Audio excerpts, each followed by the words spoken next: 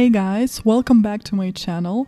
Today I'm gonna show you how to make an autumn themed seamless or repeating pattern, and I'm gonna use the sketches I've made in my previous tutorial about sketching. So if you want to make the exact same pattern as me, you can watch that video first. I'll link it in the description, and then you can join me for this one where we're gonna color the sketches and make a seamless pattern. So I've already picked my colors and I'm gonna export this rough color sketch as a picture, as an image, and then I'm gonna put it as my reference to pick colors from. In this tutorial, I'm not gonna focus on choosing the colors for illustrations, but if you'd like to see a video about that, let me know in the comments.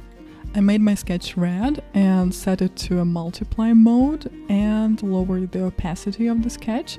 So I'm gonna draw everything underneath that layer, okay, underneath the sketching layer. So let's start coloring the kettle. I'm gonna show you the coloring process of this sketch in detail, and all the other ones will be sped up because otherwise this video would take like 2 hours. So yeah.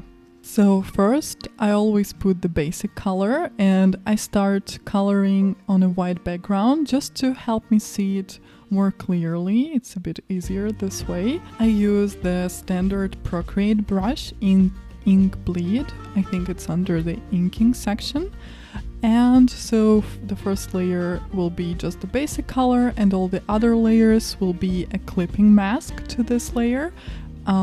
Where I'm gonna add shadows and highlights. So the first clipping mask layer will be my shadows. I pick a darker color and make it a bit more red to make it more saturated and to avoid muddy colors as well.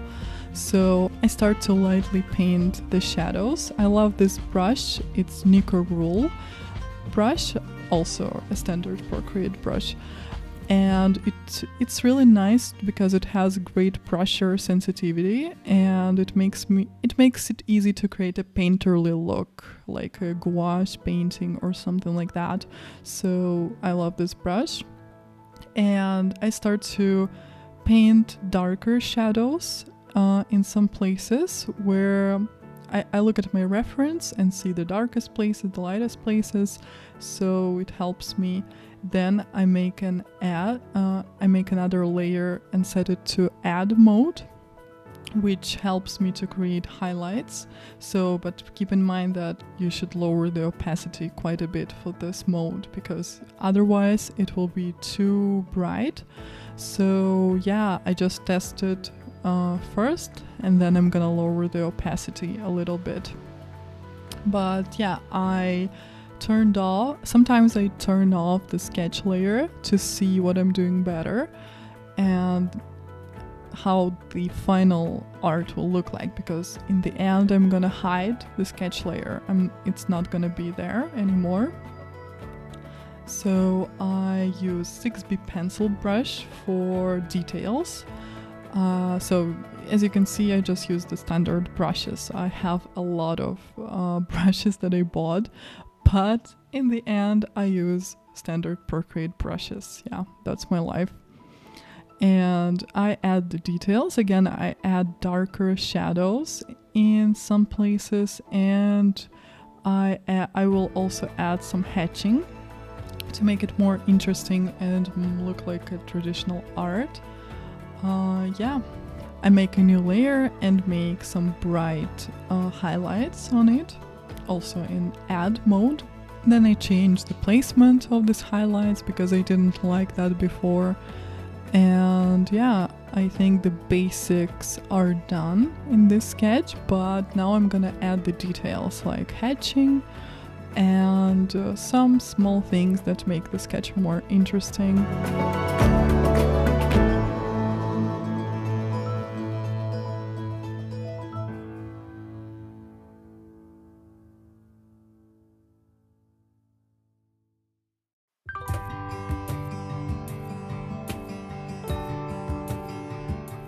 I usually color pick the colors from my canvas at this stage and use the ones that I already have.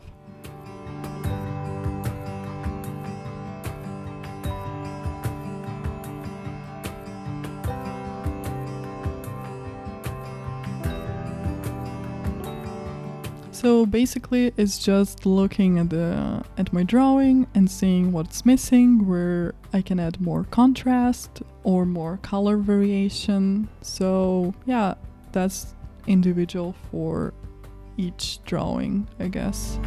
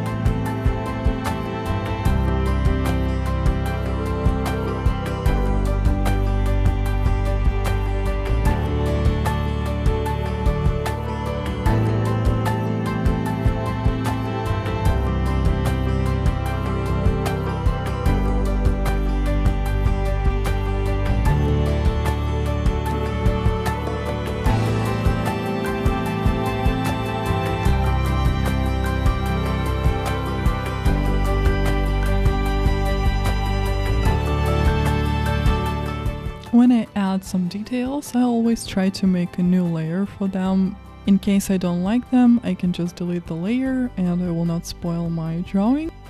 Here I color pick the darkest and lightest colors and make some strokes. So yeah, at this stage, again, it's just refining, adding more details and using the colors that I already have on my canvas.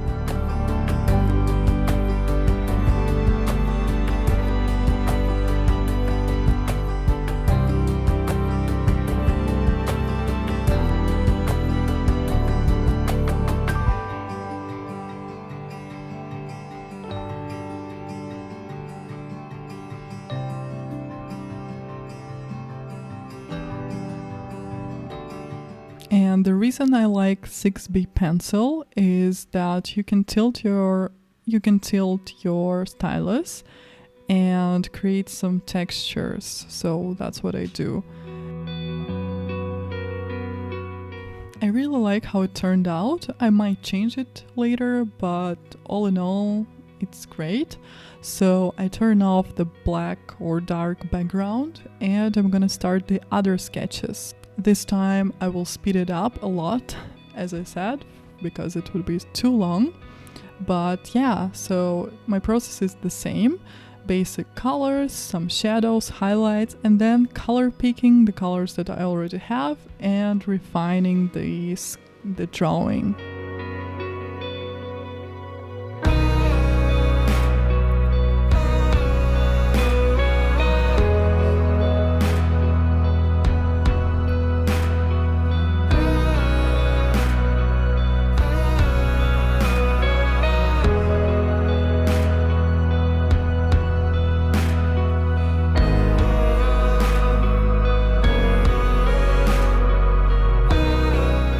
I have to look at the original reference of this cupcake just to see the colors and shadows. I don't follow the shadows and highlights from the reference because my first drawing had the shadows on the left side and highlights on the right, and I'm gonna keep it this way for all of the sketches to make it consistent. So you can see, even though in my reference photo the highlights are on the left side, I don't follow that in this drawing.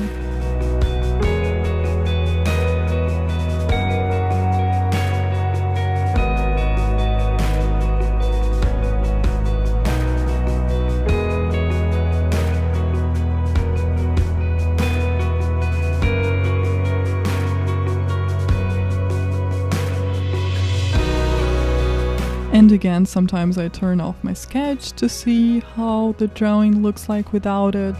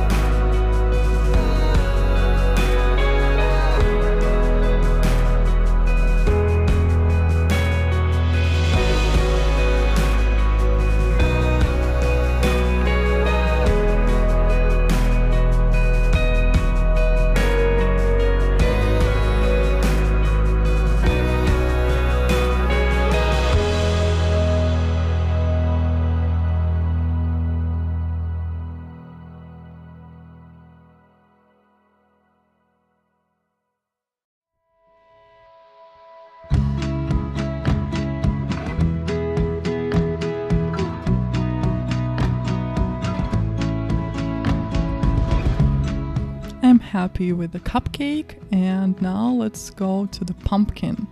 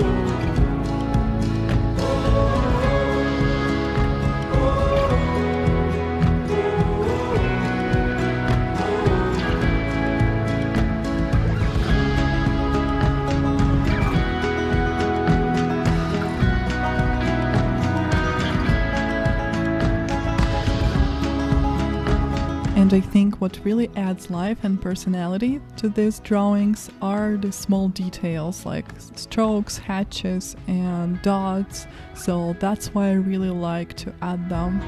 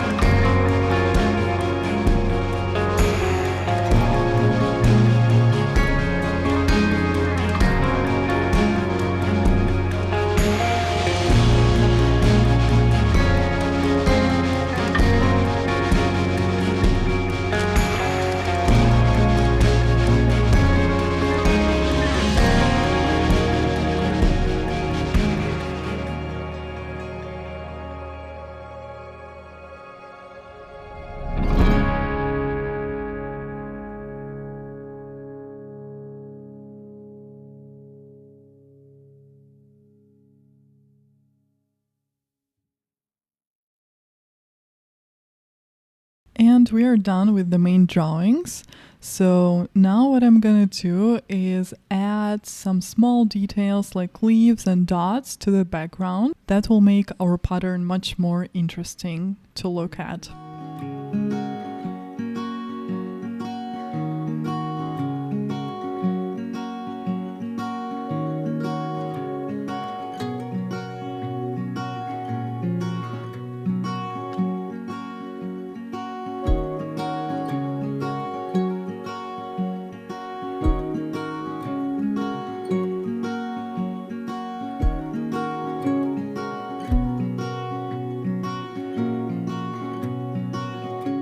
I tried drawing some stars here, but then I saw that they were not looking so great, so I just erased them and put the dots instead. I really like how everything turned out, so now let's move on to the pattern making. So what I do is I go to my gallery and duplicate this layer just to have it saved to be safe and not to delete anything, not to spoil anything, and if I want to come back to that original drawing, I can do that. The next step is to flatten every single object. So flatten meaning to merge the layers of every single object, but to keep them separate. So we should have a kettle on a separate layer, the cupcake, and so on. Here I have some problems with the lamp because when you have an add layer, and sometimes it can, when you flatten the layers, it can make it look different. So what I do is I flatten all the layers except for this light layer and I keep it in a group. But all the other elements will be separate. And before starting to make a pattern, what I need to do is to move things around a little bit. I need to make sure that everything is evenly spaced out and that you don't have a lot of space near the edges of your canvas. So try to put things closer to the edge and evenly space them out. So, and make sure that all the additional details like the leaves and dots in my case are also placed correctly and don't touch the other objects. So that's what I need to do at this stage. So what I do next is I choose all my layers except for the sketch, I don't actually need it, and I group it. It's very important. Then I need to create 5 copies of the group. So one copy is a safety copy, which you can come back to, and all the other copies are what we're gonna make the pattern of. Make all the groups invisible and choose your first group, make it visible, and what you need to do is to select the group, the little arrow in the left side of the menu, and you have to turn on snapping and magnetics. So what you need to do is to put these exactly in the middle. So I'm struggling here, and actually that's like the 5th time I'm filming this part because I couldn't make it perfectly. So it really needs to be super perfect, okay? So what I do here is I lower the opacity of the background. This will help me tile the drawings perfectly, the parts of the pattern. So you can see here that it's not, and it can create a problem. I mean, actually it will create a problem when you're making a seamless pattern. It will not be seamless. So it's very, very important to make it tile perfectly. So I'm trying again. And I fail again. So this time I will lower the opacity of the background layer again, so you can see that it's very hard to tile it perfectly even with snapping and magnetics. I don't know, maybe it's just me, but yeah, you have to be really precise. I lower the opacity of the background to see that everything tiles perfectly. Then I get my third group and do the same process.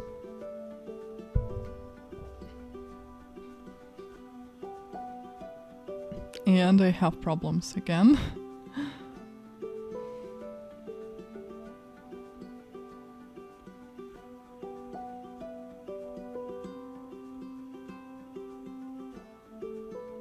So, and now it's just the last group left.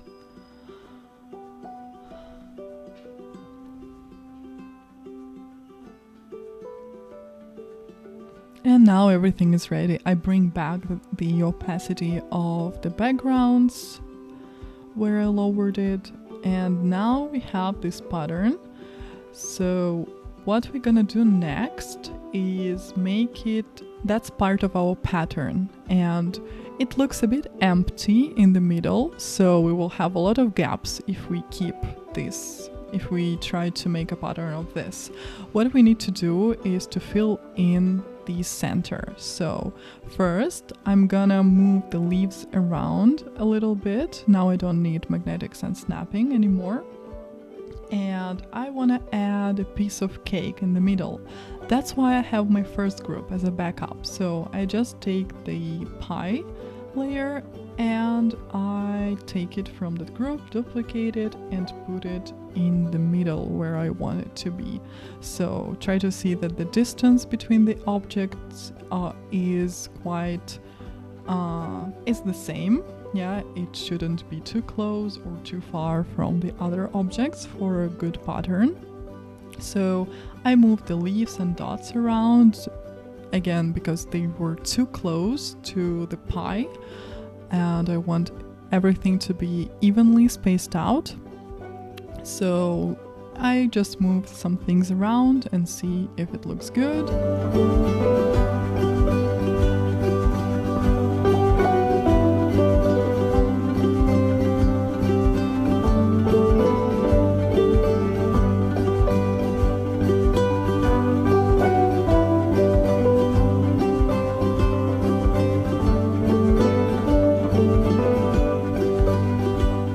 And on the new layer, I'm gonna add a few more leaves and dots, again, just to fill the empty space.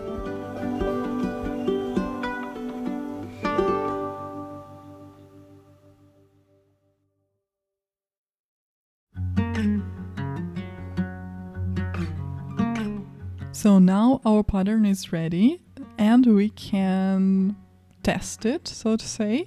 I'm gonna merge all the groups together and again duplicate it 5 times. You guessed it. The first one will be a backup and I'm gonna take the first layer and again turn on magnetics and snapping. This time we have to make it smaller and fit it perfectly in 1/4 of the canvas. So, and you can see that it tiles. It has to tile perfectly again. This time you can see it clearly. So I repeat the process for each layer.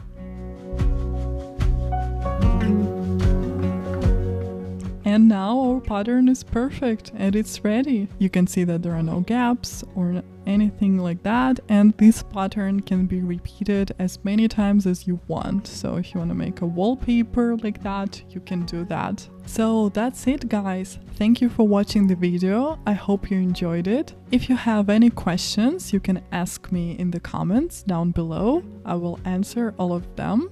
So thank you so much again, and I'll see you in the next video.